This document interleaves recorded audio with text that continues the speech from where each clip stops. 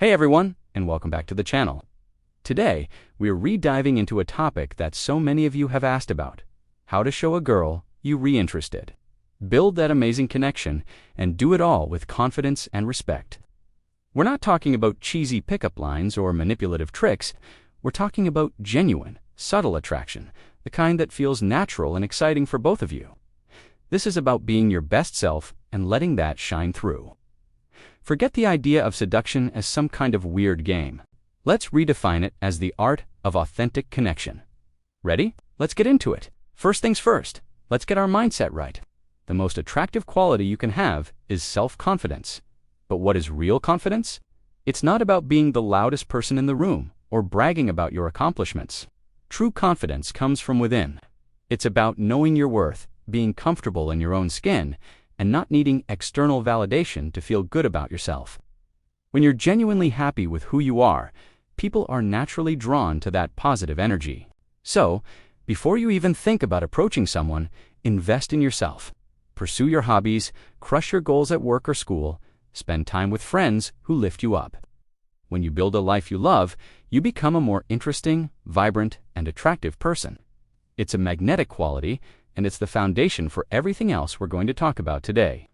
Okay, let's talk about the first move, and I don't mean a pickup line. I mean observation. Before you even say a word, take a moment to be present and observe. What's she doing? Is she reading a book? Is she laughing with friends? Does she seem busy or open to a conversation? Paying attention to social cues is your secret weapon. It shows respect for her space and her time. This isn't about staring or being creepy.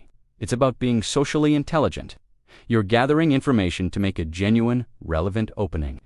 For example, if you're at a coffee shop and you notice she's sketching in a notebook, your opener is right there. Instead of a generic "hey," you could say something like, "Wow, your drawings are amazing. Are you an artist?" This shows you've noticed something unique about her, and it opens the door for a much more interesting conversation than just talking about the weather. Now, let's move on to the art of conversation itself. The goal here is not to impress her, but to connect with her. And the best way to do that is by being an incredible listener. Ask open-ended questions that can't be answered with a simple yes or no. Instead of, "Do you like this place?" try, "What's your favorite thing about this place?" See the difference? One ends the conversation, the other expands it. And when she's talking, truly listen.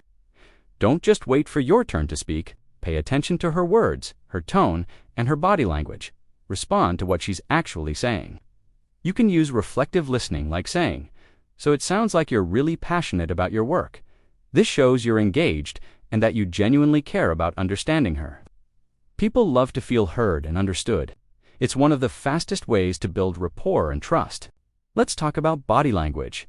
So much of our communication is nonverbal. You want your body language to say, "I'm confident, open, and interested." Stand or sit up straight. Good posture instantly makes you look more confident. Keep your body language open, which means no crossed arms. When you're talking to her, make sure you're facing her, and then there's eye contact. This one is huge. You don't want to stare her down, but you want to hold her gaze for a few seconds at a time while you re-talking or listening. It shows you're engaged and confident. A great technique is to look away for a moment when you're thinking, and then re-establish eye contact when you speak. It feels natural and prevents it from becoming an intimidating staring contest. And don't forget to smile. A genuine warm smile is universally attractive. It makes you approachable and puts people at ease. Humor is an incredible tool for building attraction. When you can make someone laugh, you're creating a shared positive experience. It breaks the ice and shows that you don't take yourself too seriously. But the key here is the type of humor. We're aiming for witty, playful, and lighthearted fun. Teasing can be a great way to flirt, but it has to be done right. The golden rule of teasing is to only tease her about something she's confident about or make a joke at your own expense. For example, if she mentions she's a terrible cook, you could playfully say, "Okay, so I'm in charge of all future dinner plans." Got it. It's light, it creates a little inside joke, and it's not mean-spirited. Avoid sarcasm that could be misinterpreted as insulting. And never make jokes at her expense about something she might be sensitive about. The goal is to make her smile and laugh with you, not to make her feel bad. Now, let's talk about showing interest subtly through compliments. A bad compliment is generic and often focused solely on physical appearance, like "you're so beautiful." While it might be true, it's not very memorable and can put someone on the spot. A great compliment is specific, unique, and often focuses on her personality, her style, or her mind. For example, instead of "you have pretty eyes," you could say, "you have such a great laugh. It's really infectious." Or "I love the way you think about things. You have a really interesting perspective." These types of compliments show that you're paying attention to who she is as a person, not just what she looks like. It shows you value her for more than her surface-level qualities, and that is incredibly attractive. It makes her feel seen and appreciated for her unique self. One of the most powerful yet subtle ways to build a connection is through what's called leading and letting go. This is about taking initiative but also giving her the space to reciprocate. For example, you might initiate a great conversation, really connect, and then be the one to end it.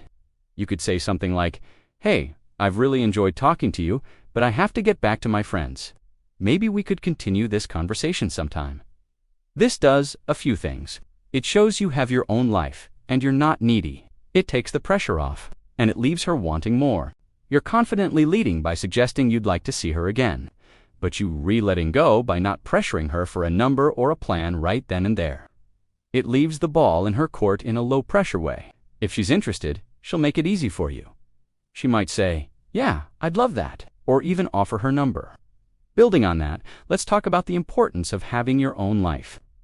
One of the biggest mistakes people make is becoming too available or seeming like their entire world revolves around this one person they just met.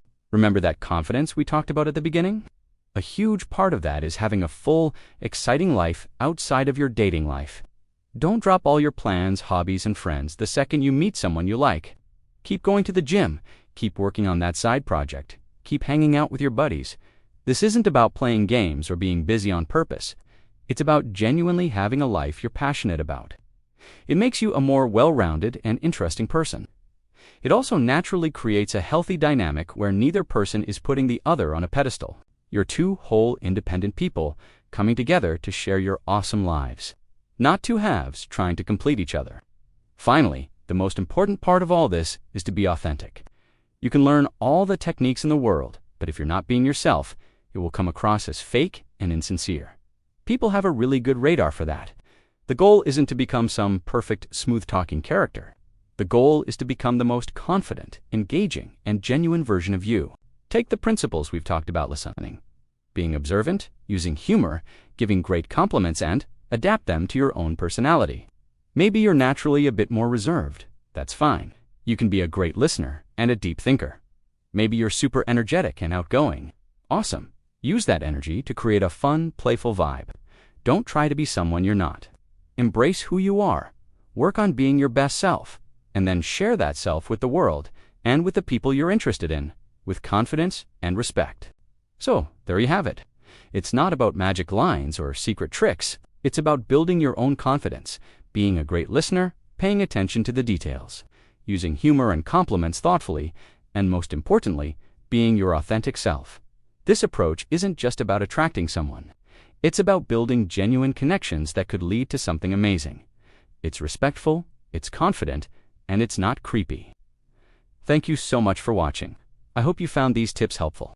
If you did, please give this video a thumbs up, and don't forget to subscribe and hit that notification bell so you don't miss our future videos.